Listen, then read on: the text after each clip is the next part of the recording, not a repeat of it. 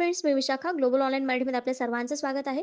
आजच्या सेशनमध्ये आपल्याला राष्ट्रसंत तुकडोजी महाराज नागपूर युनिव्हर्सिटी म्हणजे RTMNU या युनिव्हर्सिटीच्या PhD एंट्रन्स टेस्टसाठी रिसर्च मेथोडॉलॉजीचा स्टडी करतोय, ज्याचं हे आजचं आपलं 6वं लेक्चर आहे. ऑलरेडी 5 लेक्चर्स कंप्लीट झालेले आहेत रिसर्च मेथोडॉलॉजीचे.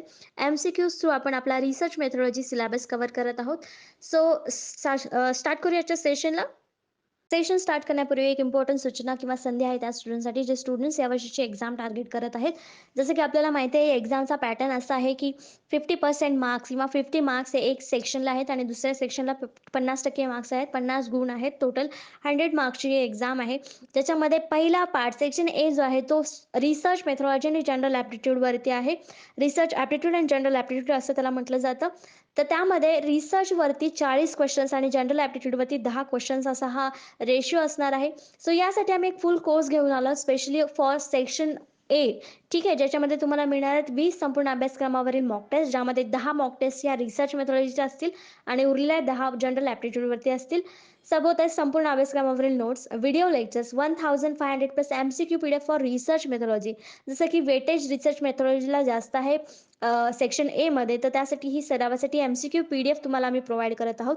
असा हा फुल कोर्स आहे 599 रुपयाला. इकडे दिलेल्या व्हॉट्सअप नंबरवरती तुम्ही मेसेज करून लगेचच रजिस्ट्रेशन करून लगेचच कोर्सला जॉईन होऊ शकता.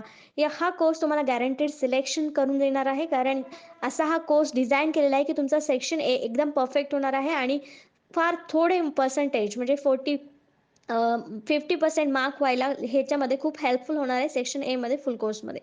ओके.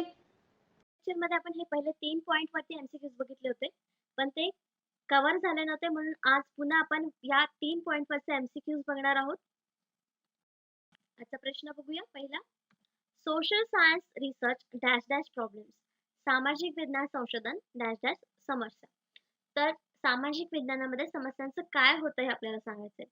ऑप्शन्स आहेत एक्सप्लेन करतात म्हणजे सोशल सायन्स हे प्रॉब्लेम्स एक्सप्लेन करतं, की डायग्नोसिस करतं म्हणजे निदान करतं त्या प्रॉब्लेम्सचं, की रिकमेंड करतं की प्रॉब्लेम्स काय असायला पाहिजे सोशल सायन्स, का सोशल सायन्स हे प्रॉब्लेम्स फॉर्म्युलेट करतं, तयार करतं. तर यामध्ये आपल्या ऑप्शन्स पैकी करेक्ट आन्सर असणार आहे बी, डायग्नोसिस, निदान. म्हणजे सोशल सायन्स रिसर्च काय करतो, तो प्रॉब्लेम्सचं डायग्नोसिस करतं, निदान करतं. नेमका हा प्रॉब्लेम काय आहे, त्याचं मूळ काय आहे किंवा तो कशामुळे निर्माण झालेला आहे, यावरती सोल्युशन काय काढलं पाहिजे, याचं निदान जे आहे ते सोशल सायन्स रिसर्चचं करत असतो. तर सोशल सायन्स रिसर्च काय आहे ते बघूया आपण. Social science research is a activity of gathering, analyzing and interpreting information for a variety of social, economic, educational and political purpose. तर सोशल सायन्स रिसर्च जो आहे ती एक ऍक्टिव्हिटी आहे. कशाची? तर आपली जी माहिती आहे ती एकत्रित करण्याची, त्याच्यावर विश्लेषण करण्याची, त्याला योग्य प्रकारे विभागणी करून त्याचं विश्लेषण करणं. कशामध्ये? तर व्हरायटी ऑफ सोशल म्हणजे सामाजिक दृष्टिकोन वेगवेगळे किंवा समाजामधले जे वेगळेपण आहेत ते त्याच्यासाठी, किंवा आर्थिक घटकांसाठी, किंवा आपले जे शैक्षणिक घटक आहेत किंवा राजकीय घटक आहेत, हेतू आहेत, त्यांच्याबद्दलचे जे इन्फॉर्मेशन आहे ते गोळा करणं, ही ऍक्टिव्हिटी आहे सोशल रिसर्च म्हणजे, असं आपण सांगू शकतो. तर थोडक्यात काय, सोशल रिसर्च म्हणजे ऍक्टिव्हिटी आहे सामाजिक, आर्थिक, शैक्षणिक आणि राजकीय हेतूंची माहिती गोळा करण्याची किंवा त्यांच्याबद्दलची माहिती गोळा करण्याची. Social science research provides authentic information to the people that are scientifically proven so that end users can rely upon it. It also helps us to finding the solution to different social problems. The social science research आपल्याला काय माहिती देतं? एक authentic information देतं. म्हणजे अधिकृत माहिती ज्याला आपण म्हणतो ती माहिती आपल्याला सोशल सायन्स देतं. कारण ते ऑलरेडी सायंटिफिकली प्रूव्ड असतं. जे आपण एंड युजर असतो त्याला ती माहिती विश्वसनीय वाटते किंवा विश्वसनीय असते. त्यावर तो व्यक्ती आपण म्हणजे रिले करू शकतो, विश्वास ठेवू शकतो, त्याच्यावर तो अवलंबून राहू शकतो. It also helps us to finding the solution in a different social problems. मग हे काय आहे? आपल्याला वेगवेगळे डिफरंट जे आपले प्रॉब्लेम्स आहेत त्याच्यावरती उपाय शोधण्यासाठी देखील उपयोगी येतात हे सोशल सायन्स रिसर्चेस. तर सोशल सायन्स रिसर्च मधलं एखादं एक्झाम्पल असं आहे की आपण जो सेन्सस दरवर्षी दर 10 वर्षांनी होत असतो, जनगणना ज्याला म्हणतो आपण, तो एक सर्वे रिसर्च आहे जो सोशल सायन्स रिसर्च मध्येच येतो. मग त्याचं माहिती काय आहे, की लोकांची जनगणना होते. म्हणजे लोकं किती रोजगार आहेत, किती शैक्षणिक आहेत, ही सगळी जी माहिती आहे, ती त्या सर्व्हे रिसर्चमध्ये येते आणि मग ती माहिती आपण कुठे वापरतो? तर एखादी योजना काढण्यासाठी किंवा एखाद्या ठिकाणी प्रॉब्लेम निर्माण झाला असेल, सोशल प्रॉब्लेम ज्याला म्हणतो, सामाजिक तंटा किंवा एखादा जातीय दंगली अशा प्रकारचे जे काही प्रॉब्लेम्स होतात, त्याच्यावरती उपाय शोधण्यासाठी मग या प्रकारचे सर्व्हेज जे झालेले आहेत, ते आपल्याला उपयोगी ठरतात. मग हे सोशल सायन्स रिसर्च कशासाठी उपयोगी पडतात आपल्याला? की डिफरंट प्रॉब्लेम्सवरती सोल्युशन शोधण्यासाठी. Other distinguishing characteristics of social science research includes, म्हणजे अजून वेगळी वैशिष्ट्ये काय आहेत सोशल सायन्स रिसर्चची? तर collaboration with colleague to gather data and publish research. Research publish करताना याच्यामध्ये आपण कलीग सोबत कोलॅबोरेशन करू शकतो. म्हणजे एकत्र दोघं जण एकत्र येऊन डेटा कलेक्ट करू शकतात. कारण ह्याचा सेम डेटा असणार आहे. त्यामुळे दोघं जण एकत्र करून देखील आले, एकत्र येऊन जरी त्याचा डेटा कलेक्ट केला, तरी त्याच्यामध्ये काहीही बदल होणार नाहीये. Reliance upon raw data such as statistics, survey result, observation and interviews. त्याच्यामध्ये आपण रॉ डेटावर देखील विश्वास ठेवू शकतो. म्हणजे सांख्यिकी असो किंवा सर्व्हे असो, निरीक्षण असो किंवा इंटरव्ह्यू असो, तर या प्रकारच्या गोष्टींवरती देखील आपण अवलंबून राहू शकतो किंवा त्याला आपण विश्वास ठेवू शकतो. हे सोशल सायन्स रिसर्चचं कॅरेक्टरिस्टिक्स आहे असं आपण म्हणू शकतो. नेक्स्ट क्वेश्चन आहे सेकंड नंबरचा. The method by which a sample is chosen, एक पद्धत ज्यावरील नमुना निवडला जातो. तर नमुना निवडीचा हा एक वेगळा प्रश्न आहे जो आपल्या या सेशन मध्ये आलेला आहे. पण आपण घेऊयात हा क्वेश्चन जो आहे की सॅम्पल चूजन करण्याचे सॅम्पलची एक पद्धत कुठली आहे आपल्याला दिलेल्या ऑप्शन्स पैकी. ऑप्शन्स आहेत युनिट, डिझाईन, रचना, रँडम, यादृच्छिक, सेन्सस म्हणजे जनगणना. त्याचा करेक्ट आन्सर आहे सी, रँडम, यादृच्छिक. तर हा एक प्रकार आहे आपला सॅम्पल निवडण्याची एक मेथड आहे. रँडम पद्धतीने आपण सॅम्पल निवडतो. रँडम म्हणजे काय? एकानंतर एक किंवा कोणत्याही सेम व्यक्तींना 10 व्यक्ती समान आहेत. त्यातल्या 2, 3, 4 अशा व्यक्ती निवडणार. रँडम व्यक्ती आपण निवडायच्या. म्हणजे ही एक सॅम्पलची मेथड आहे. तर आपला क्वेश्चन होता की कोणत्या सिंपलचं सॅम्पल निवडण्याची पद्धत आहे. तर आपला करेक्ट ऑप्शन आलं होतं सिंपल रँडम सॅम्पलिंग जे आहे, रँडम जी पद्धत आहे ती सॅम्पल निवडण्याची आहे. तर आपल्याला स्क्रीनवर दिसत आहेत 2 प्रकार आहेत, प्रोबॅबिलिटी सॅम्पलिंग आणि नॉन प्रोबॅबिलिटी सॅम्पलिंग. हे सॅम्पलिंगच्याच पद्धती आहेत. तर प्रोबॅबिलिटी सॅम्पलिंग मध्ये सिंपल रँडम सॅम्पलिंग येतं. जे आपल्याला विचारलं होतं ऑप्शन्स मध्ये रँडम सॅम्पलिंग पद्धत, ते आपलं आन्सर आलं होतं. तर ती रँडम सॅम्पलिंग पद्धत काय आहे की it is a subset of statistical population in which each member of the subset has an equal probability of being chosen. याच्यामध्ये प्रत्येक मेंबरला सिलेक्ट होण्याची संधी मिळते किंवा जे सेट केलेले आहेत त्यातून प्रत्येक व्यक्ती म्हणजे सिलेक्ट होऊ शकतो. त्याला चान्सेस भेटतात की तो सिलेक्ट होऊ शकतो सिंपल रँडम सॅम्पलिंग मध्ये. तर प्रोबॅबिलिटी सॅम्पलिंग मध्ये स्ट्रॅटिफाईड random sampling, systematic sampling, cluster sampling and multi stage sampling हे प्रकार पडतात.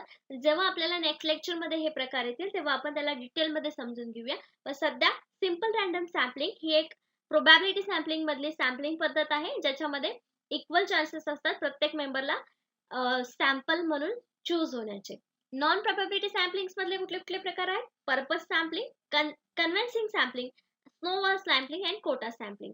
तर हे आपल्याला लक्षात राहिलं पाहिजे. 2 मेन टाइप्स आहेत जे आहेत प्रोबॅबिलिटी आणि नॉन प्रोबॅबिलिटी, आणि त्याच्यामध्ये मग हे सब पॉइंट्स किंवा सब टाइप्स असं म्हणू शकतो. नेक्स्ट क्वेश्चन आहे थर्ड नंबरचा. Basic conclusions without any bias and value judgement is dash dash. कोणताही पक्षपात न करता किंवा निष्कर्ष काढणे व मूल्य निर्धारण करणे म्हणजे काय? ऑप्शन्स आहेत ऑब्जेक्टिव्हिटी वस्तुस्थिती, स्पेसिफिसिटी विशिष्टता, व्हॅल्यूज मूल्ये, फॅक्ट्स म्हणजे तथ्य. तर व्हॅल्यूज तर नसणार आहेत की कन्क्लुजन काढणं आणि जजमेंट करणं याच्यामध्ये व्हॅल्यूज नाहीयेत, फॅक्ट्स देखील नाहीयेत. मग विशिष्टता किंवा ऑब्जेक्टिव्हिटी मध्ये आपला एक करेक्ट आन्सर असलं पाहिजे. मग कोणताही पक्षपात न करता एखादा निष्कर्ष काढणे किंवा मूल्य निर्धारण करणे म्हणजेच त्याच्यामध्ये एक खरेपणा असणे, वस्तुस्थिती जशीच्या तशी मांडणे. मी इथे आपलं करेक्ट आन्सर काय असणार आहे? ए, ऑब्जेक्टिव्हिटी वस्तुस्थिती. तर basing conclusion without any bias and value judgement is objectivity. ऑब्जेक्टिव्हिटीची थोडक्यात ही एक व्याख्या केलेली आहे की ज्याच्यामध्ये कुठलाही पक्षपात होत नाही आणि निष्कर्ष काढला जातो, मूल्यनिर्धारण केलं जातं पक्षपात न करता, म्हणजे ऑब्जेक्टिव्हिटी. तर ऑब्जेक्टिव्हिटी म्हणजे काय? Objectivity refers to the reality external to the mind as relating to the external object. म्हणजे जे रियालिटी बाहेर आहे तीच आपल्या डोक्यात असणं किंवा बाहेरच्या गोष्टींशी ती आपण रिलेट करत असतो. Objective research findings are those ones that any other researchers performing in the observation. तर याच्यामधले फाइंडिंग्स काय असतात? जे आपण निरीक्षण केलेलं असतं तेच फाइंडिंग्स असतात. Or the same researcher using different methods कुड ऑल्सो अराइव्ड ॲट. म्हणजे जेव्हा दुसरा रिसर्चर त्याच विषयावरती किंवा त्याच वस्तूवरती रिसर्च होत असेल तेव्हा त्याचाही रिझल्ट सेम येणार आहे, दुसरी पद्धत वापरून देखील. मग हे काय असणार आहे? त्या गोष्टीबद्दलची ऑब्जेक्टिव्हिटी असणार आहे किंवा वस्तुस्थिती असणार आहे. नेक्स्ट क्वेश्चन आहे 4th नंबरचा. Research is classified on the basis of dash dash and methods. संशोधन आणि पद्धतीच्या आधारे वर्गीकृत केले आहे. संशोधन डॅश डॅश आणि पद्धतीच्या आधारे वर्गीकृत केले आहे. तर कशा कशाच्या आधारे संशोधन हे वर्गीकृत केलं जातं हे आपल्याला सांगायचं आहे. त्याच्यामध्ये पद्धती हे एक आपल्याला ऑप्शन दिलेलं आहे, म्हणजे ऑप्शन सी जे आहे आपलं मेथडॉलॉजी ते तिथून कट होणार आहे. मग आपल्याला option purpose, intent and techniques या 3 पैकी आपल्याला करेक्ट आन्सर सांगायचा आहे, ज्याच्यामध्ये रिसर्च हा वर्गीकृत होतो. तर आपलं करेक्ट आन्सर आहे पर्पज, हेतू. Research is classified on the basis of purpose and method. तर हेतू काय आहे आपला रिसर्चचा आणि त्याच्या पद्धती कुठल्या कुठल्या आहेत या दोन्हीवरती आपण वर्गीकरण करू शकतो. तर पर्पज आणि मेथड्स याद्वारे आपण संशोधनाचं वर्गीकरण करू शकतो, संशोधनाच्या प्रकारांचं वर्गीकरण करू शकतो. Classification of research by purpose research and development research brings new information to the light. Classification जेव्हा करतो आपण रिसर्चचं, जेव्हा पर्पज रिसर्च अँड डेव्हलपमेंटल रिसर्चचं, तेव्हा आपल्याला नवीन इन्फॉर्मेशन आपल्या समोर येत असते, ज्याच्यामध्ये नवीन प्रोडक्ट बद्दल मूल्यांकन होत असतं किंवा त्याच्याबद्दलचं इंटरॅक्शन आपल्याला त्याच्यामध्ये होत असतं. हे या प्रकारचा रिसर्च जो आहे तो एक फॉर्मेटिव्ह असतो. फॉर्मेटिव्ह म्हणजे काय? तर collecting evaluative information about the product, म्हणजे मूल्यांकन करणारी माहिती याच्यामध्ये आपल्याला मिळते. It is being develop with the aim of using such information. याच्यामध्ये काहीतरी एम असतं, म्हणजे हेतू असतो की याच्यामध्ये ही माहिती आपल्याला मिळेल, ते मिळवणं किंवा मॉडिफाय करणं, इम्प्रूव्ह करणं, डेव्हलपमेंट प्रोसेस करणं, म्हणजे विकास घडवून आणणं. या प्रकारची गोष्ट म्हणजे काय? तर फॉर्मेटिव्ह म्हणजे मूल्यांकन करणं, डेव्हलपमेंट किंवा माहिती मिळवण्यामध्ये काहीतरी एम असणं, त्याला मॉडिफाय, इम्प्रूव्ह करून त्याच्यामध्ये विकास घडवून आणणं, ह्याला फॉर्मेटिव्ह म्हणतात. मग हे जे रिसर्च क्लासिफिकेशन करतो आपण, तर ते रिसर्च कसे असतात? आपले फॉर्मेटिव्ह असतात. नेक्स्ट क्वेश्चन आहे 5th नंबरचा. Facts or informations are analyzed and critical evaluation is made in. तथ्य किंवा माहितीचे विश्लेषण केले जाते आणि त्यामध्ये महत्त्वपूर्ण मूल्यांकन केले जाते. कशामध्ये? आपल्याला ऑप्शन्स दिलेले आहेत त्यापैकी सांगायचं आहे. ऑप्शन्स आहेत सर्वे, सर्वेक्षण, ऍक्शन रिसर्च, कृती संशोधन, अनालिटिकल रिसर्च, विश्लेषणात्मक संशोधन, पायलट स्टडी म्हणजे वरून केलेला अभ्यास. पायलट स्टडी म्हणजे कशाला म्हणतो आपण? की जो वरवर केलेला असतो, केस स्टडीनी वगैरे अभ्यास करतो आणि मग डीपमध्ये त्याला आपण अभ्यास करायला घेतो, तर तो पायलट स्टडी असतो. सर्वे म्हणजे जो आपण सर्वेक्षण करतो. ऍक्शन रिसर्च, कृती संशोधन हा एक आपला प्रकार आहे, संशोधनाचा रिसर्चचा टाईप आहे. अनालिटिकल रिसर्च, विश्लेषणात्मक संशोधन हाही आपला एक संशोधनाचा टाईप आहे. तर यापैकी करेक्ट जे आन्सर आहे ते आहे ऍक्शन रिसर्च, कृती संशोधन. तर यामध्ये काय होतं? Facts and informations are analyse and critical evaluation is made. म्हणजे जे तथ्य आहेत आणि माहिती आहे त्याच्यामध्ये विश्लेषण केलं जातं आणि त्याचं मूल्यांकन केलं जातं ऍक्शन रिसर्च मध्ये. ऍक्शन रिसर्च म्हणजे काय आपल्याला बघायचं आहे. Action research is a method of systematic enquiry that teachers undertake as a researcher of their own practice. You will draw on the findings of other researchers to help develop actions and interpret the consequence. As an action researchers or teacher researchers, you will generate research.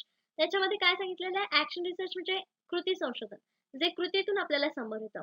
Last लेक्चरमध्ये बघितलं की ही एक systematic enquiry, कुठलाही research आहे तो एक systematic एन्क्वायरीच आहे. तर कृती संशोधन म्हणजे कृतीतून निर्माण झालेला रिसर्च. जेव्हा एखादा प्रोफेशनल व्यक्ती किंवा आपल्या प्रोफेशन मधून एखादी गोष्ट करतोय, कृती करतोय आणि त्याच्यामध्ये त्यांना नवीन इन्फॉर्मेशन मिळतेय किंवा एखादा शोध लागतोय, तेव्हा तो एक कृती संशोधन म्हणजे ऍक्शन रिसर्च आहे असं आपण म्हणू शकतो. म्हणजे एखादा टीचर जेव्हा स्टुडंट्सच्या भविष्यासाठी किंवा त्यांच्या अभ्यासामध्ये नवीन काहीतरी शोध लावून त्यांना शिकवण्याचा प्रयत्न करतोय, तो एक ऍक्शन रिसर्च असणार आहे. जो काही समोर प्रॉब्लेम दिसतोय तो सॉल्व्ह करण्यासाठी टीचर त्याच्यावरती उपाय शोधणार आहे, म्हणजे तिथे तो रिसर्च होणार आहे. तो ऍक्शन रिसर्च असणार आहे. तो प्रत्येक इंडिव्हिज्युअल व्यक्तीचा ऍक्शन रिसर्च असणार आहे. इथं आपल्याला उदाहरण दिलेलं आहे की एक स्कूल टीचर आहे एलिमेंटरी स्कूलची, ती तिच्यासाठी किंवा ती स्वतः एका क्लासमध्ये एलिमेंटरी स्कूलमध्ये एक प्रोजेक्ट आपल्या स्टुडंट सोबत तयार करत आहे. तर तो एक ऍक्शन रिसर्च असणार आहे. तर त्या व्यक्तीचा, त्या पर्सनचा इंडिव्हिज्युअल ऍक्शन रिसर्च असणार आहे. नेक्स्ट क्वेश्चन आहे 6 नंबरचा. Research conducted to find solutions for an immediate problem is. त्वरित समस्येवर तोडगा काढण्यासाठी केलेले संशोधन म्हणजे काय? आपण आत्ताच एक प्रश्नाचा आन्सर बघितलाय. त्यामध्ये पण हेच काही कॅरेक्टरिस्टिक्स आपल्याला दिसत होते. मग आपल्याला ऑप्शन्स काय काय दिलेले आहेत? फंडामेंटल रिसर्च, मूलभूत संशोधन, एनालिटिकल रिसर्च, विश्लेषणात्मक संशोधन, सर्वे म्हणजे सर्वेक्षण, डी ऍक्शन रिसर्च म्हणजे कृती संशोधन. तर आपण उदाहरण पण बघितलं तर टीचर जेव्हा एखादा प्रॉब्लेम त्याला समोर दिसतोय त्याच्यावरती सोल्युशन शोधण्यासाठी एखादा रिसर्च करतो किंवा इन्फॉर्मेशन मिळवतो किंवा त्यावर उपाय शोधतो, तेव्हा तो एक कृती संशोधन असतं, ऍक्शन रिसर्च असतो. त्या व्यक्तीचा इंडिव्हिज्युअल ऍक्शन रिसर्च असतो. म्हणजे आपलं इथं करेक्ट आन्सर काय येणार आहे? डी ऍक्शन रिसर्च, कृती संशोधन. Research conducted to find solution for an immediate problem. प्रत्येक व्यक्ती आपल्या इमिजिएट प्रॉब्लेम साठी सोल्युशन शोधत असतो, म्हणजे तिथे तो एक ऍक्शन रिसर्चच होत असतो एका छोट्या लेवलवरती. म्हणजे याचा आपलं करेक्ट आन्सर डी आहे. Action research is a philosophy and methodology of research generally applied in a social science. म्हणजे ऍक्शन रिसर्च ही जी एक फिलॉसॉफी आहे ती फिलॉसॉफी अँड मेथोडॉलॉजी आहे, पद्धत आहे जी सोशल सायन्स म्हणजे सामाजिक विज्ञानामध्ये वापरली जाते. It seeks transformative change through the simultaneous process of taking action and doing research. त्याच्यामध्ये काय चेंज होतात की दोन सायमल्टेनियस म्हणजे एकाच वेळी दोन प्रोसेस चालू असतात. Taking action and doing research म्हणजे जेव्हा आपण ऍक्शन घेत असतो तेव्हाच ती आपोआप दुसऱ्या साईडला रिसर्च तयार होत असतं. Which are link together by critical reflection. म्हणजे जसं की सांगितलं की एका वर्गामध्ये टीचरला एका स्टुडंट मध्ये चॅप्टर रीड करण्यामध्ये प्रॉब्लेम येतोय. हा एक प्रॉब्लेम जेव्हा टीचरला दिसतो तेव्हा टीचर तो त्यावर सोल्युशन शोधतात. म्हणजे ते वाचून दाखवतात तो चॅप्टर. रीड करण्यामध्ये प्रॉब्लेम येतोय तर तो लिसनिंग मध्ये प्रॉब्लेम येणार नाही. म्हणजे टीचरने त्याच्यावरती सोल्युशन शोधलंय, म्हणजे तिथे काय झालंय? ऍक्शन रिसर्च झालेला आहे. ऍक्शन त्याच्यावर टीचरने इमिजिएट घेतलेली आहे. म्हणजे हे एक सिंपल उदाहरण होतं, एक्झाम्पल होतं ऍक्शन रिसर्च कसा असू शकतो त्यावरचं. नेक्स्ट क्वेश्चन आहे 7 नंबरचा. Research through experiment and observation is called. प्रयोग आणि निरीक्षणाद्वारे शोध घेणे हे कशाचं उदाहरण आहे किंवा ही कुठल्या प्रकारचा रिसर्च आहे आपल्याला सांगायचं आहे.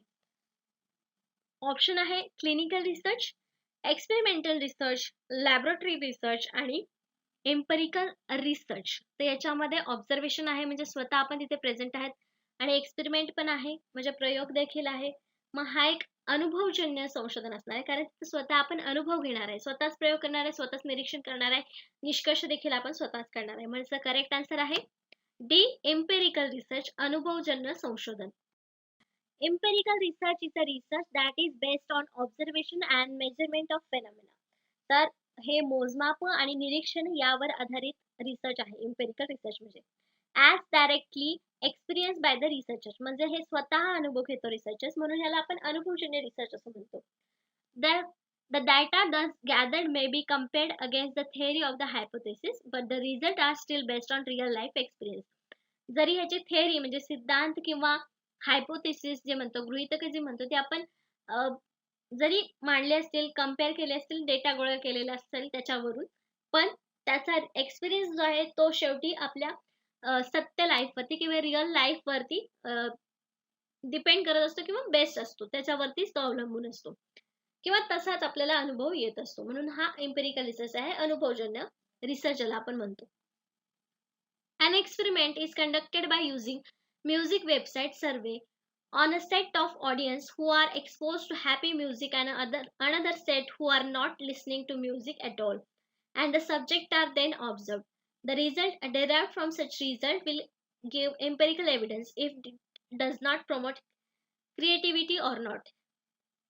तिथे एक्झाम्पल दिलेलं आहे त्यांनी की एक्सपेरिमेंट केला आहे की वेबसाईटवरती एक सर्वे केलाय ज्याच्यामध्ये गाणे दोन प्रकारचे लावलेले आहेत. हॅपी म्युझिक आहेत. कोण कोण या व्यक्तीला गाणे ऐकतंय, कोणते कोणते सब्जेक्ट्स आहेत जे हे ऑब्झर्व करतंय गाणे, त्याच्यामधले जे रिझल्ट आहेत, कुठले ऐकतायत कुठले नाही ऐकत आहे, त्याच्यावरचा जो काही रिझल्ट येणार आहे तो आपला अनुभवजन्य एव्हिडन्स असणार आहे किंवा अनुभवजन्य रिसर्च असणार आहे. म्हणजेच काय, थोडक्यात ते स्वतः आपण बघणार आहेत की त्याचा रिझल्ट काय येणार आहे. कुठले लोक त्या गाण्याला लाईक करत आहेत, कुठल्या लोकांना तो गाणं आवडत नाहीये, फेमस होत नाहीये कारण लोकांना गाणं आवडत नाहीये.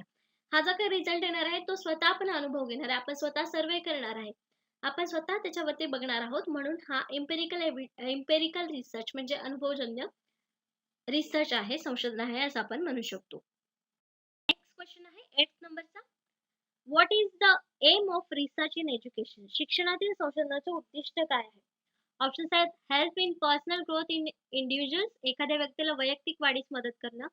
Help the candidate to become an eminent educationalist, उमेदवारास प्रख्यात शिक्षण तज्ञ होण्यास मदत करणे. Increase job opportunities of individuals, व्यक्तीच्या नोकरीच्या संधीमध्ये वाढ करणे. Increase social status of individuals, व्यक्तीच्या सामाजिक स्थितीत वाढ करणे किंवा वाढ होणे.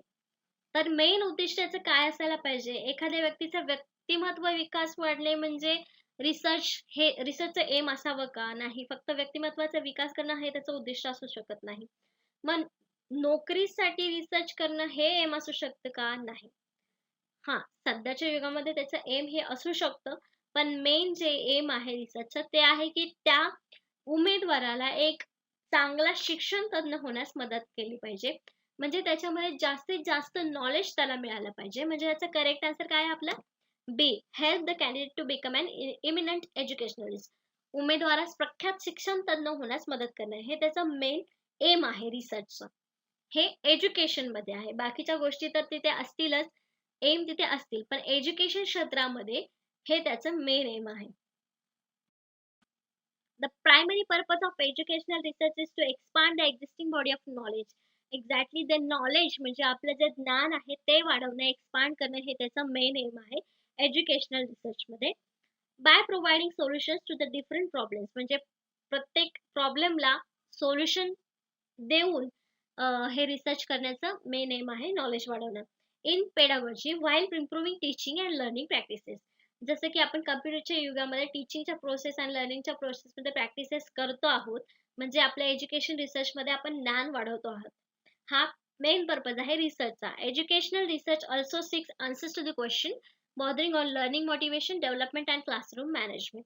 तर असे वेगवेगळे क्वेश्चन्स आहेत जे आपल्याला एज्युकेशनल रिसर्चमध्ये म्हणजे निर्माण होतात. पण आपण एज्युकेशन मध्ये मेन पर्पज काय आहे तर नॉलेज एक्सपांड करणं किंवा नॉलेज मिळवून देणं. जी कॅन्डिडेट आहे, जी व्यक्ती आहे, तिला त्या विषयामध्ये तज्ञ बनवणं. तज्ञ नाही पण त्याच्याबद्दल नॉलेज सगळं निर्माण करून देणं.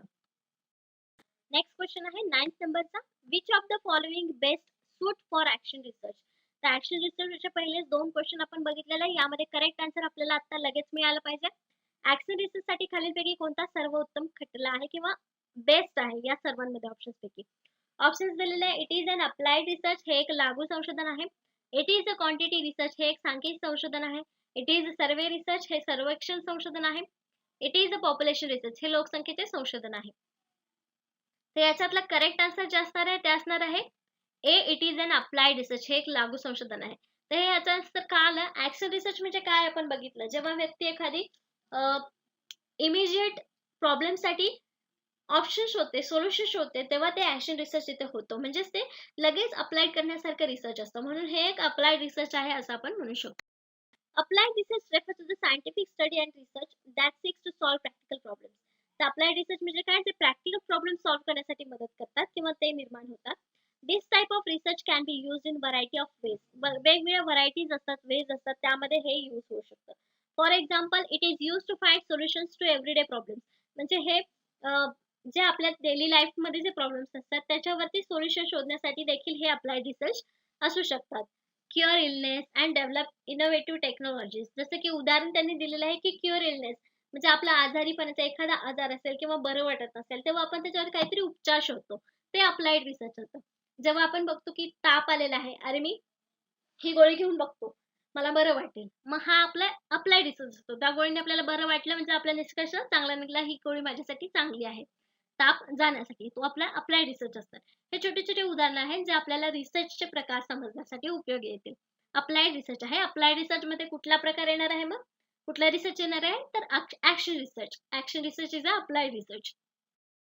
नेक्स्ट क्वेश्चन आहे 10th नंबरचा. The following are the features of good research student except. म्हणजे याशिवाय चांगल्या संशोधन विद्यार्थ्यांची वैशिष्ट्ये खालीलपैकी आहेत. चांगले संशोधन जे आहे त्याची वेगवेगळी वैशिष्ट्ये आहेत स्टुडंटसाठी. फक्त एक गोष्ट सोडली तर किंवा एक ऑप्शन सोडलं तर. आपल्याला ऑप्शन दिले शुड बी रिप्लिकेबल म्हणजे प्रतिकृती योग्य असावे. Should be systematic and objective, पद्धतशीर आणि उद्दिष्ट असावं त्या रिसर्चचं. Should be ethical and unbias, नैतिक आणि निपक्षपाती असावे. They should be unethical and biased, म्हणजे अनैतिक आणि पक्षपाती असावे. तर पहिला ऑप्शन प्रतिकृती योग्य असावं म्हणजे त्याचं रिप्लिकेबल असावं, लोकांनी त्याचं अनुकरण करावं. हे चांगली गोष्ट आहे. एका चांगल्या रिसर्चची गोष्ट आहे. पद्धतशीर असावं, त्याचं उद्दिष्ट असो, कुठलीही गोष्ट करतोय तरी पद्धतशीर आणि उद्दिष्ट असणं ही गोष्ट चांगलीच आहे. नैतिक आणि निपक्षपाती हे तर कॅरेक्टरिस्टिक्सच आहे रिसर्चचं. मग चौथं जे ऑप्शन दिलेलं आहे ते आपल्याला सीच्या अपोजिट दिलेलं आहे, की ते अनैतिक असावं आणि पक्षपाती असावं. मग असं जर असेल तर ते गुड रिसर्चचं फीचर असेल का? नाही. मग आपलं करेक्ट आन्सर इथे काय असणार आहे? बी. जेव्हा पण आपण क्वेश्चन वाचतो तेव्हा ते नीट वाचायचं, की एक्सेप्ट दिलेलं आहे, की कोणतं फीचर दिलेलं आहे हे आपल्याला सांगायचं आहे. मग एक्सेप्ट दिल्यावर आपलं करेक्ट आन्सर डी आलेलं आहे. Should be unethical and biased. अजून काय काय कॅरेक्टरिस्टिक्स आहेत गुड रिसर्चचे? तर research should B focus on priority problems. तर रिसर्चनी मेन प्रॉब्लेम्सवर फोकस केलेला असावा, म्हणजे त्याच्या इश्यूवरती फोकस केलेला असावा. तेव्हाच त्याचा निष्कर्ष व्यवस्थित निघू शकतो किंवा सोल्युशन्स आपल्याला चांगले मिळू शकतात. The research should be systematic, पद्धतशीर असावा. लॉजिकल असावा म्हणजे तार्किक असावा. Research should be reductive. Research should be replicable. Research should be generative. Research should be an action oriented. हे सगळे जे कॅरेक्टरिस्टिक्स आहेत ते आपल्या गुड रिसर्च आहेत. गुड रिसर्च जर हे सगळे कॅरेक्टरिस्टिक्स एका रिसर्च मध्ये असतील तर तो एक गुड रिसर्च आहे असं आपण मानू शकतो. तर आजचे आपले 10 प्रश्न आणि 10 कन्सेप्ट इथे संपलेले आहेत. आपल्या आजच्या सेशन मध्ये आपण ऍक्शन रिसर्च काय आहेत त्याचे वेगवेगळे पैलू बघितलेले आहेत. नेक्स्ट लेक्चर मध्ये आपण 10 नेक्स्ट क्वेश्चन्स बघणार आहोत, 10 नेक्स्ट कन्सेप्ट बघणार आहोत नेक्स्ट टॉपिक वरती. आजच्या व्हिडिओसाठी, आजच्या सेशनसाठी थँक्यू.